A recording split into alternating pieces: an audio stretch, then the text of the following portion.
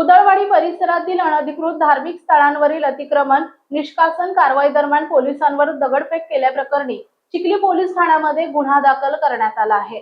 या घटनेमध्ये पोलीस अधिकारी आणि कर्मचारी जखमी झाले असून शासकीय वाहनाचेही नुकसान झाले आहे। पोलिसांनी घटनास्थळावरून दोघांना ताब्यात घेतलं असून 300 ते 500 जणांच्या जमावाविरोधात गुन्हा नोंदवण्यात आलाय। नाझीम नईम चौधरी, इजाज वकार चौधरी यांच्यासह 300 ते 500 अनोळखी व्यक्तींविरोधात गुन्हा दाखल करण्यात आलाय।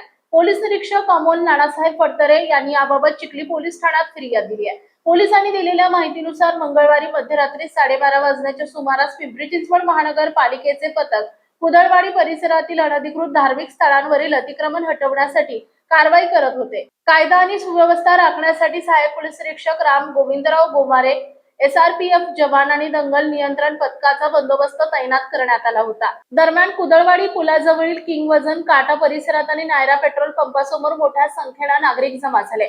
जमावानं कारवाईला विरोध करत रस्ता अडवला। पोलिसांनी वारंवार सूचना देऊनही जमावानं घटनास्थळ सोडलं नाही।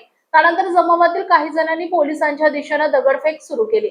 या दगडफेकीत दंगल नियंत्रण पथकाच्या MH12VC 8148 या शासकीय वाहनाच्या समोरील काचा आणि आरसे फुटलेत। वाहनाचे नुकसान झाले। सहाय्यक पोलीस निरीक्षक राम गोविंदराव गोमारे यांच्यासह काही पोलीस कर्मचारी जखमी झाले।